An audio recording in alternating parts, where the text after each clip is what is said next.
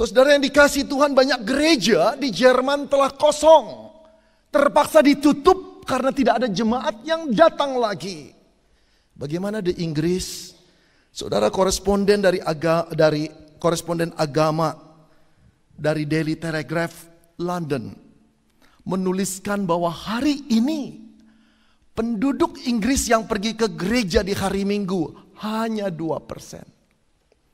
Hanya 2%, saudara.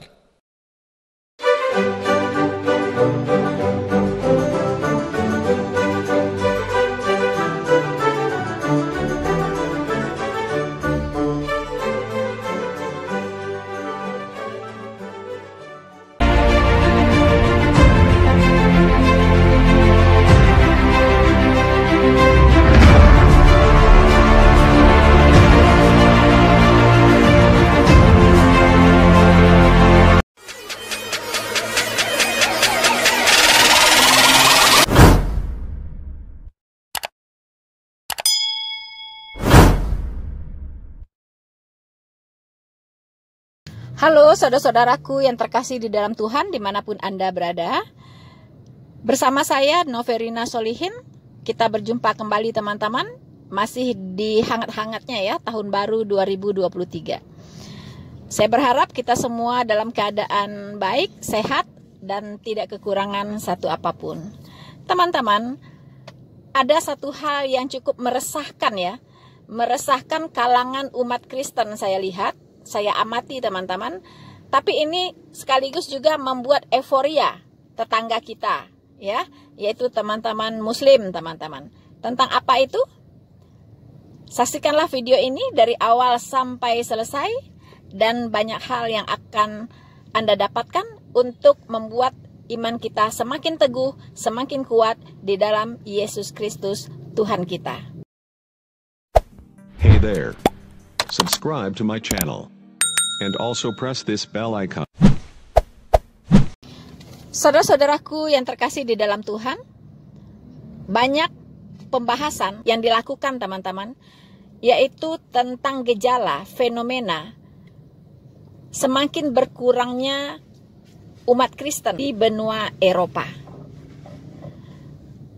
Kita melihat potret gereja-gereja di Eropa yang saat ini semakin sepi pengunjung, teman-teman.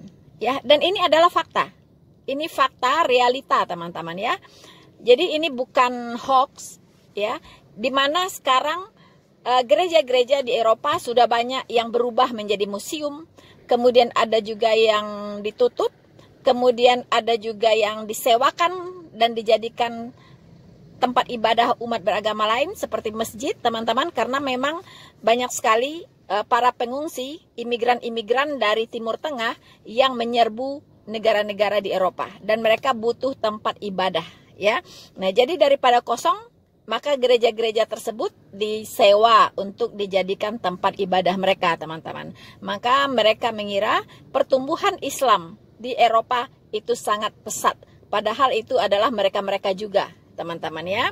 Kenapa kelihatan pesat? Memang umat-umat Kristen di Eropa itu sudah merosot, teman-teman. Pertama, merosot karena jumlah, ya. Kita tahu bahwa di Eropa banyak sekali orang yang tidak mau punya anak. Jadi generasi mudanya semakin berkurang. Begitu ya. Sementara Islam sebaliknya. Generasi mudanya semakin membludak. Mengapa? Karena mereka membuat begitu banyak anak. Apalagi ditambah dengan berpoligami. Semakin banyak jumlah mereka, teman-teman. Dan ini berbanding terbalik dengan masyarakat Eropa yang malas punya anak. Mungkin tidak mau repot kalau punya anak. Kemudian mereka juga sudah meletakkan nilai-nilai individu, ya, lebih di atas segala-galanya. Begitu, teman-teman.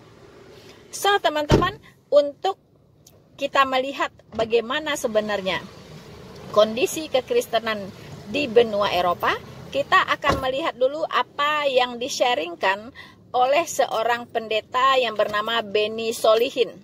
Ya, mirip saya ya. Saya Rina Solihin, kalau ini Benny Solihin. Bukan kakak adik ya, teman-teman ya. Tapi oke, kakak adik di dalam iman. Baiklah teman-teman, kita akan mendengarkan selayang pandang dari Bapak Pendeta Benny Solihin tentang kondisi kekristenan di benua Eropa dan beberapa negara yang lainnya. Selamat menyaksikan. Namun saudara, mari kita lihat potret-potret gereja di Eropa, tempat munculnya reformasi 500 tahun yang lalu. Bagaimanakah keadaannya saat ini? Saudara, di Eropa itu sekarang ini ada 1/4 totalitas orang Kristen di dunia tinggal di Eropa. 1/4. Berarti 25% orang Kristen di dunia tinggal di benua Eropa. Tapi tahukah saudara, seabad yang lalu jumlahnya berapa persen? 67%. 2/3 jumlah seluruh orang Kristen di dunia itu tinggal di Eropa seabad yang lalu. Hari ini tinggal 1/4-nya. 25%, setengah lebih mengurang. Kalau saudara bisnismen, sales saudara kurang setengah lebih 50%, saudara pasti sudah stres, nggak ingat Tuhan Yesus lagi. Hey there. Subscribe to my channel. And also press this bell icon. So, saudara-saudaraku yang terkasih di dalam Tuhan, setelah kita mendengarkan apa yang disampaikan oleh Pendeta Benny Solihin tadi, teman-teman, sungguh sangat-sangat mengenaskan ya teman-teman, bahwa di Eropa 100 tahun yang lalu itu 2/3 orang Kristen ada di sana, teman-teman. Ya, ada di benua Eropa saja 2/3, belum lagi di benua Amerika, di benua Australia dan yang lain-lainnya, di Asia, di Afrika, ya. Itu mungkin lebih dari 2/3 ya penduduk bumi ini adalah orang Kristen 100 tahun yang lalu, teman-teman. Kemudian sekarang di benua Eropa itu hanya tinggal 25% saja orang Kristen di dunia ada di Eropa, teman-teman. Bayangkan ya, dalam 100 tahun menurunnya berapa banyak itu, teman-teman. Menurun ya. So, teman-teman, apa penyebabnya? Ada penyebabnya dari dalam dan ada penyebabnya dari luar. Ada internal, ada eksternal. Tetapi yang penting untuk kita ketahui adalah yang dari dalam, teman-teman. Ya, memang sekarang faktanya itu banyak gereja-gereja itu ditinggalkan, ya kan? Apakah itu karena kekristenan sudah tidak menarik? Bukan ya, kekristenan tetap saja dari dulu, sekarang sampai selama-lamanya. Tapi mereka ya yang tidak punya hati lagi untuk kekristenan, teman-teman. Kenapa? Karena munculnya Kristen liberal, guru-guru liberal, pengkhotbah liberal, teman-teman. Inilah yang menghancurkan kekristenan di benua Eropa. Ya, karena di situ muncul banyak sekali guru-guru palsu, ya. Yang disebut guru-guru palsu yang membawa pengajaran-pengajaran sesat, teman-teman. Mereka lah para tokoh-tokoh liberal, ya, teolog-teolog liberal di dunia dan sekarang merambah ya ke berbagai negara, teman-teman. Nah, inilah yang menghancurkan kekristenan sampai seperti sekarang. Tapi apakah akan mengubah dari kekristenan itu sendiri? Tentu tidak, teman-teman. Firman Tuhan tetap sama, dulu, sekarang, sampai selama-lamanya. Tuhan Yesus berkata, walaupun langit dan bumi lenyap, firman-Ku tetap untuk selama-lamanya. Ya, Tuhan Yesus tetap sama, dulu, sekarang, sampai selama-lamanya. Dan janjinya, ya dan amin. Teman-teman, kalau kita dengarkan tadi, di London, itu hanya ada 2% penduduk Inggris yang pergi ke gereja. Bayangkan, hanya 2%, teman-teman. Dan kita tahu, di Inggris itu tempat menampung banyak sekali, ya, banyak sekali imigran-imigran. Ya, dari Afrika, dari Timur Tengah apalagi, ya, banyak sekali di Inggris. Bahkan kita tahu bahwa beberapa gubernur di Inggris itu ada orang India, ada orang Arab, ya kan, yang Muslim dan sebagainya. Jadi mereka sangat liberal sekali ya Inggris ini, teman-teman, dan dia terbuka sangat terbuka gitu ya. Nah, ini sangat menyedihkan begitu. Hanya 2% dari penduduk Inggris yang pergi ke gereja. Di Prancis juga sama, teman-teman. Jumlah ateis meningkat. Memang di negara-negara Eropa ini, mengapa kekristenan menurun? Apakah mereka pindah jadi muslim? Tidak, teman-teman. Mereka kebanyakan jadi ateis, ya. Tidak percaya lagi dengan adanya Tuhan, teman-teman. Ya, tidak percaya lagi adanya Tuhan. Di Prancis tumbuh 31% jumlah ateis, dan mereka mayoritas adalah kelompok milenial, ya. Begitupun di Eropa. Kelompok-kelompok milenial di Eropa itu rata-rata memilih jadi ateis. Ya. Mengapa? Karena tidak ada estafet, ya. Tidak ada estafet dalam hal doktrin, ya, dalam hal Alkitab. Tidak ada, ya. Orang tuanya tidak lagi mengajarkan anaknya tentang dasar-dasar iman kekristenan. Tidak terjadi estafet dalam hal pengajaran, dalam hal doktrinal, dalam hal kekristenan pada umumnya. Nah, ini yang penyebabnya, teman-teman. Jadi Eropa mengalami lost generation, di mana generasi-generasi mudanya sudah banyak yang tidak percaya Tuhan, teman-teman. Ini fakta dan ini realita. Saudara-saudaraku yang terkasih di dalam Tuhan, lalu apa yang harus kita katakan dengan adanya fenomena ini? Kalau saya melihat, ini tidak lebih dari penggenapan nubuatan kitab suci, ya. Ini adalah penggenapan kitab suci yang pasti terjadi, teman-teman. Memang muncul dampak negatif dari pemikiran-pemikiran teolog liberal, ya teman-teman, ya. Teolog liberal, pemikiran mereka tidak percaya lagi bahwa Yesus itu Tuhan, ya. Jadi mereka tidak mengajarkan lagi di gereja bahwa Yesus itu adalah Tuhan. Bayangkan, teman-teman, ya. Menolak ketuhanan Yesus, mereka menolak ketuhanan Yesus. Kemudian mereka menolak Alkitab, ya, bahwa Alkitab itu adalah firman Tuhan yang absolut. Mereka menolak. Bahkan mereka tidak sungkan-sungkan menyerang Alkitab, teman-teman. Inilah yang dilakukan oleh para teolog-teolog liberal ini. Inilah yang menghancurkan kekristenan di Eropa. Dan mereka juga punya pendapat bahwa semua agama itu sama, ya. Masing-masing orang punya jalan sendiri menuju ke surga, teman-teman. Iya kan? Nah, ini betul-betul suatu penggenapan akan terjadi. Kita tahu bahwa kelompok-kelompok liberal itu bukan hanya muncul di dalam dunia kekristenan, tetapi ada juga di dalam agama-agama yang lain juga muncul yang namanya kelompok-kelompok liberal.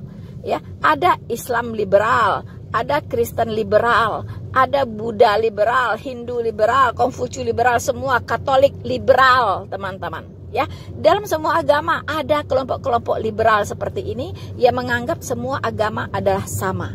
Nah, ini semua akan berujung kepada proses penyatuan agama di seluruh dunia, teman-teman. Ya, mereka akan menyatukan semua agama menjadi satu, yang disebut dengan one world religion.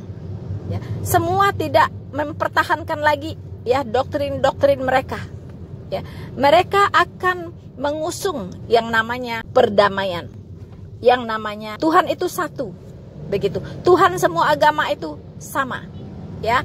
Semua mempunyai the same God, ya. Jadi Tuhannya orang Kristen dengan Tuhannya Islam, dengan Tuhannya Buddha, Hindu, Konghucu dan lain-lain sama. Inilah pemikiran para teolog-teolog liberal ini, teman-teman. Nah, saudara-saudaraku yang terkasih di dalam Tuhan, ini tidak bisa ditahan, ya. Badai penyesatan ini tidak bisa ditahan karena ini sudah dinubuatkan oleh kitab suci, teman-teman, dan ini pasti terjadi, ya, pasti terjadi. Nah, sikap kita sebagai orang Kristen seperti apa? Kita harus bagaimana? Haruskah kita kecewa? Haruskah kita sedih dengan kondisi kekristenan akhir-akhir ini, terutama di benua Eropa? Tidak perlu, Ya, kita justru bersyukur dengan adanya fenomena ini. Itu pertanda kedatangan Tuhan Yesus sudah sangat-sangat dekat. Hey there. Subscribe to my channel. And also press this bell icon. Saudara-saudaraku yang terkasih di dalam Tuhan, nubuatan kitab suci itu pasti digenapi. Kita tahu bahwa perkembangan kekristenan di Asia itu bertumbuh pesat, teman-teman. Bertumbuh pesat, termasuk di Indonesia. Tidak terkecuali di Indonesia, teman-teman. Ya, itu pertumbuhan kekristenan sangat-sangat pesat di Asia. Nah, mengapa angin kekristenan bertiup dari barat ke timur, teman-teman? Ya, disinilah Tuhan Yesus sudah menubuatkan. Ya, kita tahu banyak sekali orang-orang di Asia itu menjadi Kristen. Dari agama lain pindah ke agama Kristen. Bertobat mengikut Yesus Kristus. Termasuk saya, teman-teman. Ya, dan yang banyak lagi yang lain-lainnya. Nah, di sini dikatakan di Matius 19 ayat 29 sampai 30. Orang-orang yang dulunya tidak mengenal Kristus, kemudian mengenal Kristus. Orang-orang yang dulunya mungkin menjadi seteru Tuhan Yesus, sekarang menjadi pengikut Yesus yang setia dan bahkan militan. Kita bisa baca di Matius 19 ayat 29 sampai 30. Dan setiap orang yang karena namaku meninggalkan rumahnya, saudaranya laki-laki atau saudaranya perempuan, bapa atau ibunya, anak-anak atau ladangnya, akan menerima kembali 100 kali lipat dan akan memperoleh hidup yang kekal. Tetapi banyak orang yang terdahulu akan menjadi yang terakhir, dan yang terakhir akan menjadi yang terdahulu. Saudara-saudaraku yang terkasih di dalam Tuhan, di sini terlihat apa yang sekarang terjadi. Eropa itu lebih dahulu mengenal Kristus, teman-teman. Lebih dahulu didatangi oleh kabar Injil. Tadi dikatakan 100 tahun yang lalu 2/3 orang Kristen itu tinggal di Eropa. Ya, sekarang Eropa meninggalkan Tuhan Yesus. Mereka meninggalkan imannya kepada Kristus. Dikatakan bahwa orang yang terdahulu akan menjadi yang terakhir. Dan yang terakhir akan menjadi yang terdahulu. Nah, ini sekarang terjadi, teman-teman. Berputar, ya. Arah angin berputar. Nah, itulah sebab mengapa berkat pun itu terlihat berputar. Banyak negara-negara di Eropa itu sekarang sedang mengalami masalah dalam hal ekonomi yang sangat serius. Ya. Dan orang-orang di negara Asia ini masih biasa-biasa saja. Ya. Belum begitu mengalami apa yang dialami oleh masyarakat Eropa hari-hari ini, teman-teman.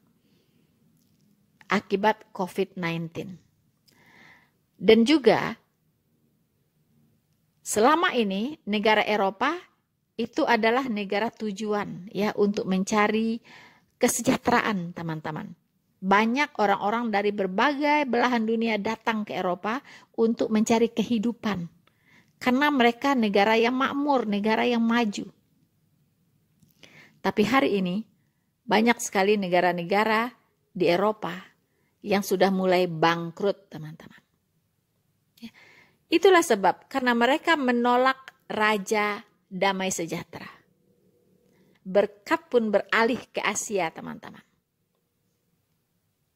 Nah, saudara-saudaraku yang terkasih di dalam Tuhan, tadi dikatakan bahwa yang terdahulu akan menjadi yang terakhir. Ini juga yang dimaksudkan adalah orang-orang yang dulunya mengenal Kristus dan memilih menjadi murtad. Ya. Banyak orang memilih menjadi murtad. Kalau di Eropa, itu murtad menjadi ateis, teman-teman. Ya, murtad menjadi ateis. Murtad itu artinya meninggalkan iman yang benar kepada Kristus. Meninggalkan Kristus. Melangkah keluar. Ya, melangkah keluar, teman-teman. Nah, ini terjadi pada saat-saat kedatangan Tuhan Yesus sudah dekat. Ini diberitahukan di 1 Timotius 4 ayat 1. Ya. Bahwa akan datang, akan banyak muncul pengajar-pengajar sesat, teman-teman. Akibat pengajar-pengajar sesat ini, banyak orang-orang menjadi murtad. Ya. Teolog-teolog liberal, pendeta-pendeta liberal, tadi sudah dikatakan mereka membawa ajaran-ajaran yang menyesatkan. Mereka tidak lagi mengajarkan bahwa Yesus itu adalah Tuhan. Mereka tidak lagi mengajarkan bahwa Alkitab itu adalah firman Tuhan. Ya, kitab firman Tuhan yang bersifat absolut, satu-satunya. Dan mereka banyak menentang Alkitab. Mereka bahkan menulis Alkitab sendiri. Mereka membuat Alkitab tandingan yang disebut juga dengan critical text atau CT. Di situ mereka menyerang ayat-ayat Alkitab menurut pikirannya sendiri, teman-teman. Mereka menyerang konsep Allah Tritunggal. Ya, katanya tidak ada ayatnya di dalam Alkitab yang mengatakan bahwa ada Allah Tritunggal. Ya, dan dia sengaja menghilangkan ayat-ayat yang sangat-sangat penting ya di Alkitab. Dia memotong-motong ayat, teman-teman. Banyak sekali ayat-ayat yang dia buang. Dan juga ada ayat-ayat yang dia tambahkan seenaknya, ya. Mereka memiliki Alkitab sendiri, yaitu CT, critical text. Ini adalah Alkitabnya orang-orang liberal. Warna sampulnya merah. Jadi kalau ada Alkitab warna sampulnya merah dan ada tulisan critical text, itu adalah Alkitabnya orang-orang liberal, teman-teman. Ya, kalau ada buang saja, teman-teman. Tidak usah dibaca karena menyesatkan. Ya. Nah, di sini dikatakan di 1 Timotius 4 ayat 1 dan 2. Tetapi Roh dengan tegas mengatakan bahwa di waktu-waktu kemudian ada orang yang akan murtad, lalu mengikuti roh-roh penyesat dan ajaran setan-setan, oleh tipu daya pendusta-pendusta yang hati nuraninya memakai cap mereka. Ya, jadi di hari-hari kemudian, di akhir zaman ini, teman-teman, akan banyak sekali muncul pengajar-pengajar sesat, ya, guru-guru palsu. Kita sudah diingatkan ya tentang guru-guru palsu ini di 2 Petrus 2 ya ayat 1. Sebagaimana nabi-nabi palsu dahulu tampil di tengah-tengah umat Allah, demikian pula di antara kamu akan ada guru-guru palsu. Mereka akan memasukkan pengajaran-pengajaran sesat yang membinasakan. Bahkan mereka akan menyangkal penguasa yang telah menebus mereka, dan dengan jalan demikian segera mendatangkan kebinasaan atas diri mereka. Teman-teman, guru-guru palsu ini menyangkal penguasa yang telah menebus mereka. Siapa itu? Menyangkal Yesus Kristus Tuhan. Inilah dia, ya, teolog-teolog liberal, guru-guru palsu, teman-teman. Dan sayangnya, banyak sekali sekolah-sekolah teologi liberal bahkan sudah ada di Indonesia. Bayangkan kalau guru-guru palsu ini mengajar, ya, atau berkhotbah di gereja-gereja, teman-teman, ya, apa jadinya? Lama-lama itu akan seperti orang-orang Eropa yang tidak lagi berpegang kepada Alkitab. dia mengkhotbahkan sesuatu, ya, tidak lagi bicara firman Tuhan, tidak bicara lagi pengajaran. Mereka lebih banyak bicara motivasi, ya. Pendeta berasa motivator, ya. Pendeta rasa motivator, teman-teman. Ya, banyak bicara tentang attitude, banyak bicara tentang semangat, banyak bicara tentang motivasi. Nah, itulah teman-teman ya. Mereka tidak bicara lagi tentang doktrin, pengajaran Alkitab, tidak lagi. Begitu. Nah, ini ciri-ciri khasnya ya, teman-teman. Nah, jadi mereka akan menyangkal penguasa yang sudah menebus mereka. Betul, dikatakan bahwa teolog-teolog liberal ini itu menyangkal ketuhanan Yesus, tidak mengajarkan lagi bahwa Yesus itu Tuhan. Ini dia, teman-teman. Dan saya katakan sekali lagi, firman Tuhan, ya dan amin. Ya, nubuatan kitab suci, ya dan amin, pasti digenapi, teman-teman. Yang pertama, saudara, apa sebabnya kekristenan di dunia Eropa itu menurun? Ini adalah dampak pemikiran atau dampak pemikiran teolog-teolog liberal.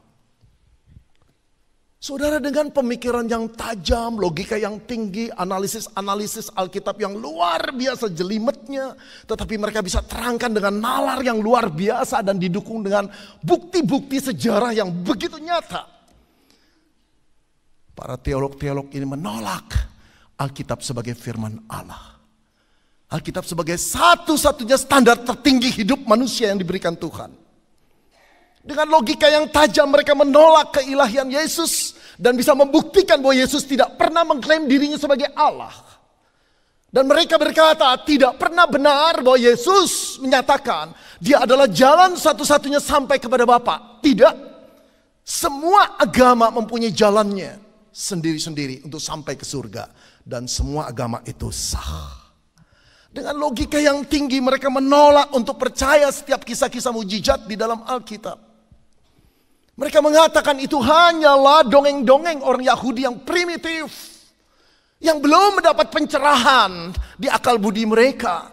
Yang masih hidup di dalam keterbatasan. Saudara-saudara, saat guru-guru besar dan dosen-dosen STT tidak lagi menghormati Alkitab sebagai firman Allah. Dan dengan kepandaiannya merasa berhak untuk menghakimi Allah dan firman-Nya. Gereja goyang. Fondasinya tidak menjadi kuat lagi. Disitulah jemaat mengalami kebingungan. Dan orang-orang dari luar gereja menertawai apa yang terjadi di dalam gereja. Ada banyak dosen, ada banyak hamba Tuhan yang tidak lagi berpegang pada Alkitab itu firman Tuhan. Hey there. Subscribe to my channel. And also press this bell icon. Pasti digenapi. Jadi kita sebagai orang Kristen, kita harus peka. Ya, kita harus peka kepada pengajaran-pengajaran.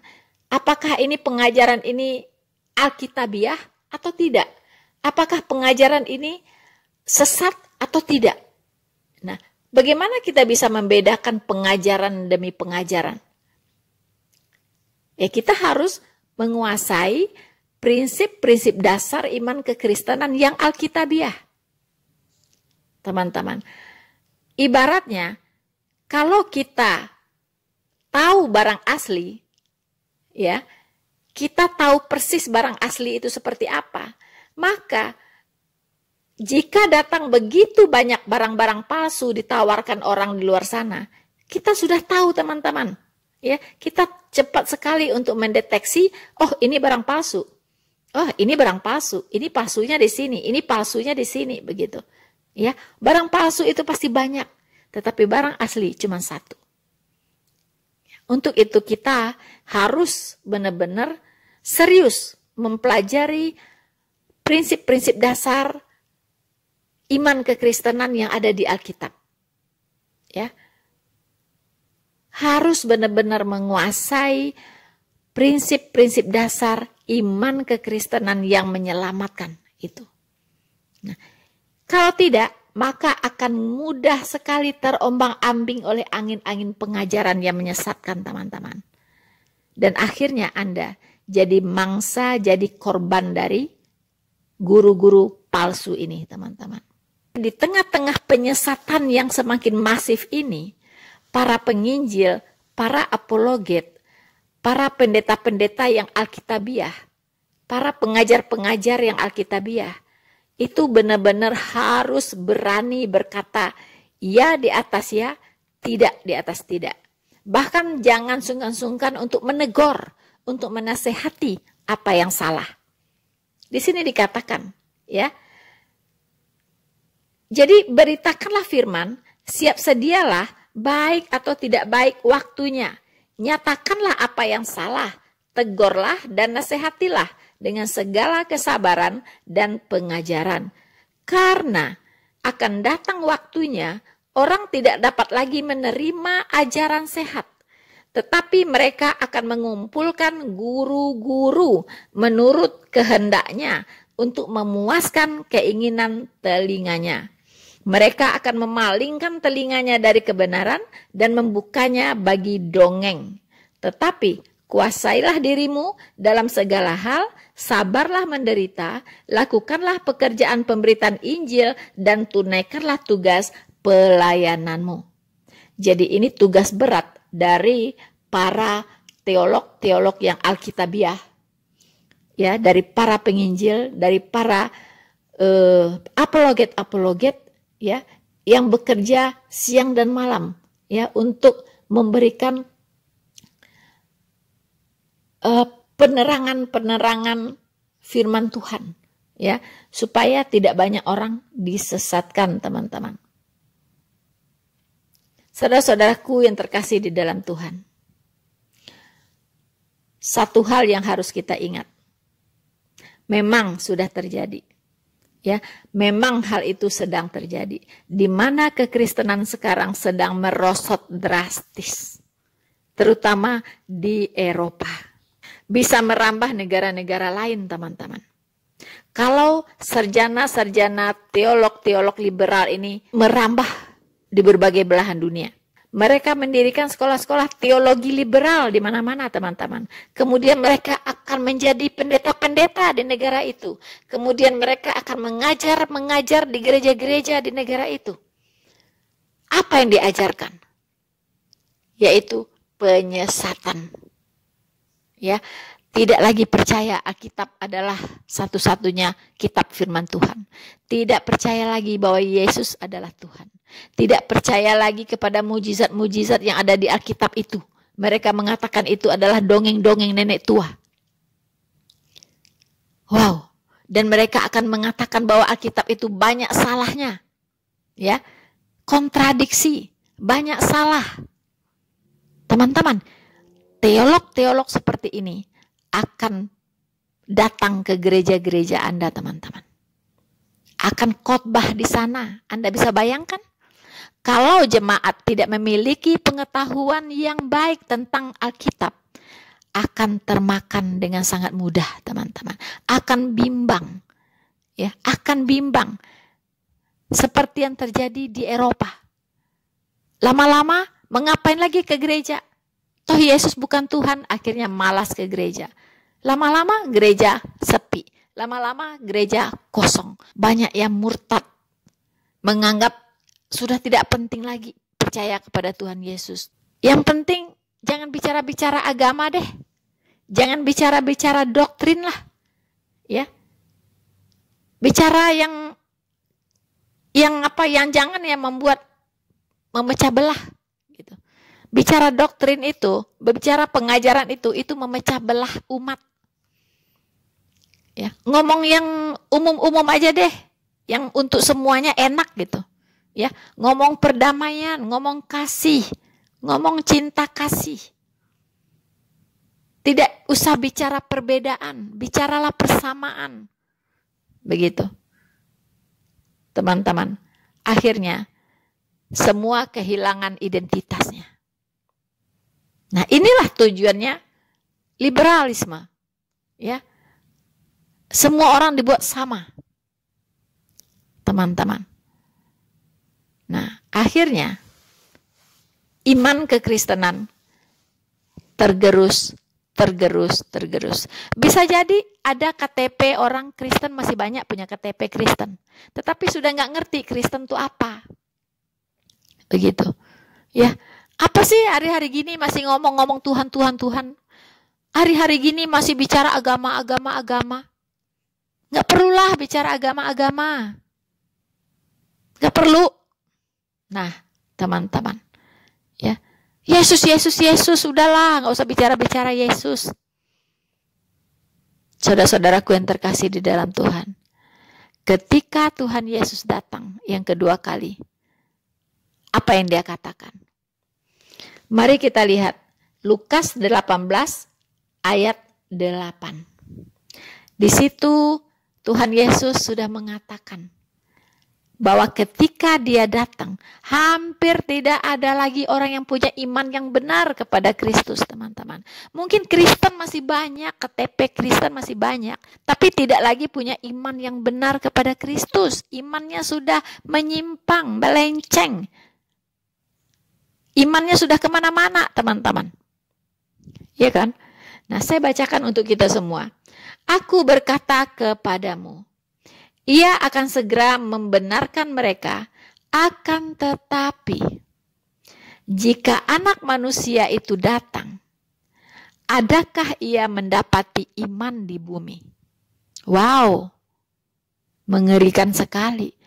Ketika Tuhan Yesus datang kedua kali, dia katakan, adakah ia mendapati iman di bumi?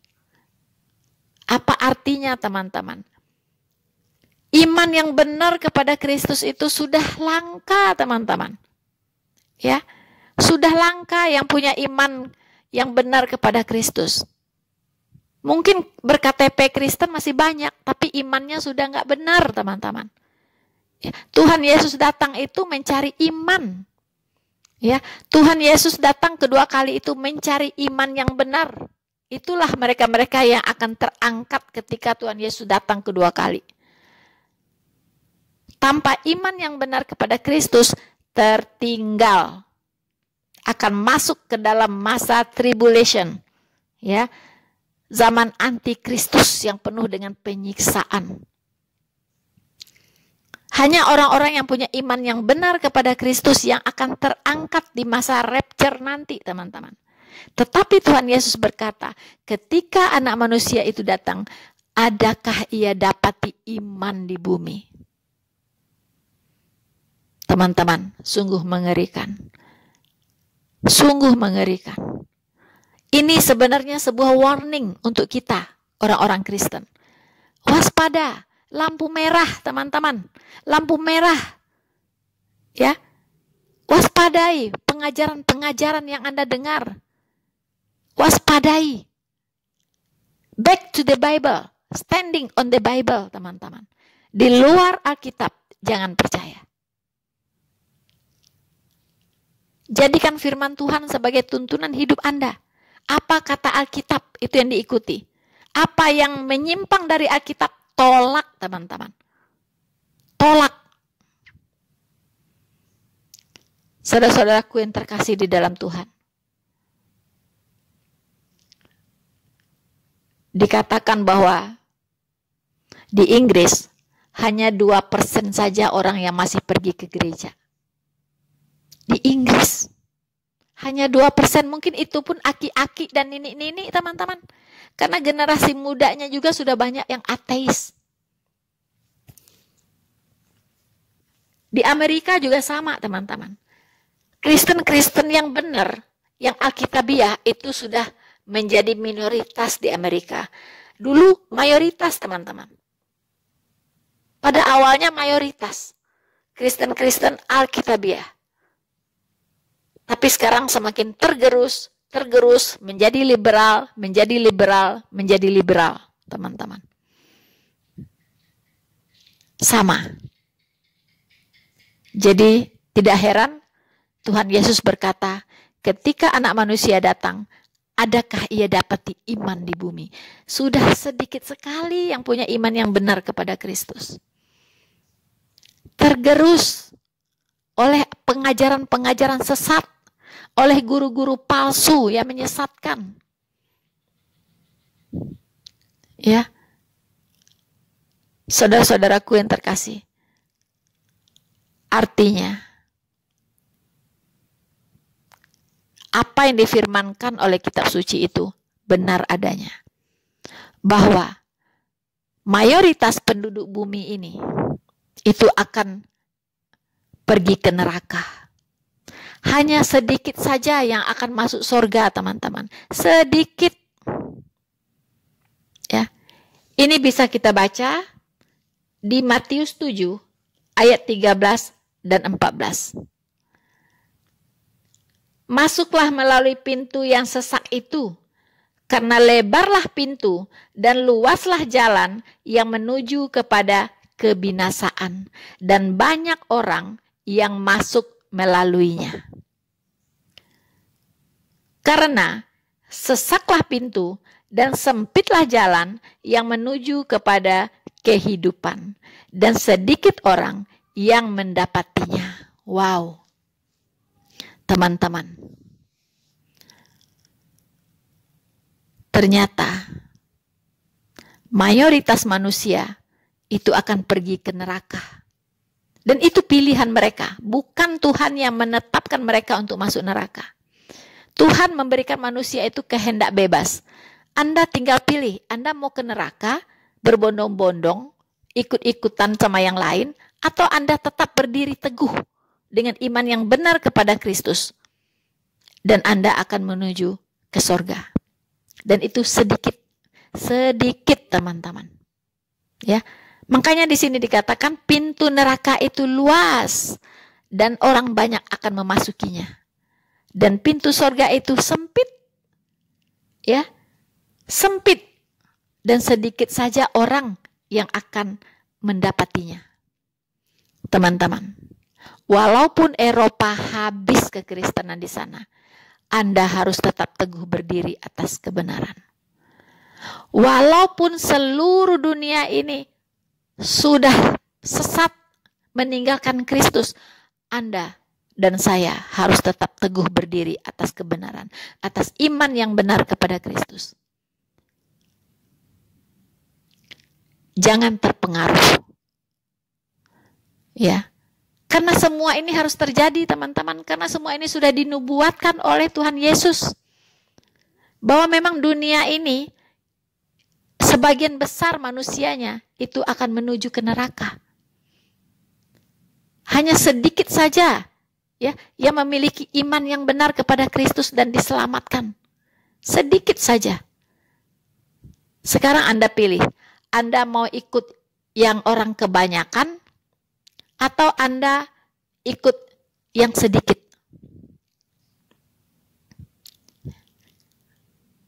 Jadi jangan berkata, apa yang mayoritas itulah yang benar. No. Kebenaran itu dari dulu, dari mana-mana itu pasti minoritas, teman-teman. Anda tahu di zaman Nuh, berapa orang yang diselamatkan? Hanya 8 orang. Nuh, istrinya, 3 putranya, Sem, Ham, dan Yafet, serta istri-istri mereka. Kemudian binatang sepasang-sepasang. Dari seluruh penduduk makhluk hidup di dunia ini, itu hanya itu yang diselamatkan, teman-teman. Karena yang lain-lain sudah berdosa semua. Hanya 8 orang di zaman Nuh diselamatkan. Kemudian di zaman Lot, Sodom dan Gomora, di mana manusia sudah berdosa dengan gila, ya, gila penyimpangan seksual, homoseksual, lesbian di mana-mana. Seperti kondisi yang ada sekarang di dunia ini, teman-teman. Ya. Kehidupan sejenis, ya, itu sudah biasa, dianggap sesuatu yang normal. Katanya Tuhan yang menetapkan mereka seperti itu. Ya, ada genetiknya, teman-teman. Teman-teman, bahkan gereja melegitimasi hubungan sejenis. Bahkan gereja menikahkan orang sejenis. betul-betul Sodom dan Gomora kembali hadir di bumi ini, teman-teman. Dan Tuhan menghancurkan Sodom dan Gomora, membumi hanguskan dengan api dan belerang. Dan itu pun Tuhan sudah kasih kelonggaran. Kalau ada 50 orang saja di sini orang benar, saya tidak akan menghancurkan Sodom dan Gomora. 50 juga tidak ada, teman-teman. Ya, bahkan 10 juga tidak ada. 5 orang juga tidak ada, teman-teman. Ya, tidak ada orang benar, 5 orang pun tidak ada. Ya, waktu Sodom dan Gomora di bumi hanguskan dengan api dan belerang karena sudah penuh dengan penyimpangan seksual. Sodomi berasal dari kata Sodom. Teman-teman, hanya 3 orang yang selamat, yaitu Lot dan 2 putrinya. Hanya 3 orang, teman-teman. Dari seluruh penduduk kota Sodom dan Gomora, Anda bayangkan. Dan saya percaya apa yang dikatakan oleh Tuhan Yesus tadi.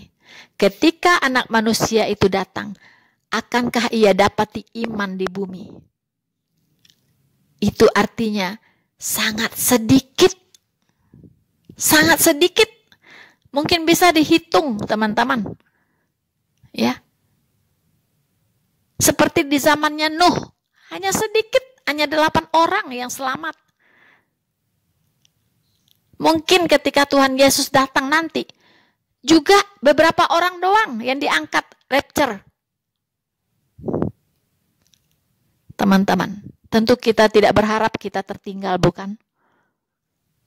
Untuk itu, mari pastikan, jangan goyah, jangan bimbang dengan situasi kondisi kekristenan di dunia saat ini, terutama di negara-negara Eropa, Amerika, Prancis, Inggris, dan sebagainya.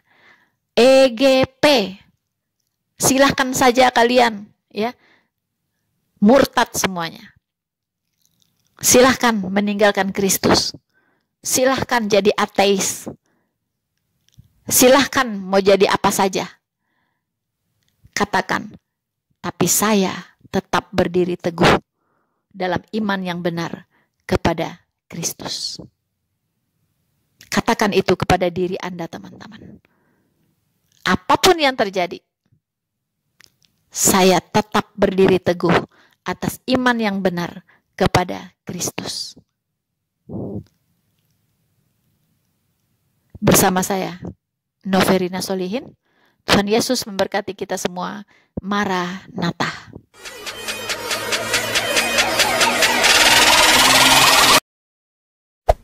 Hey there. Subscribe to my channel. And also press this bell icon.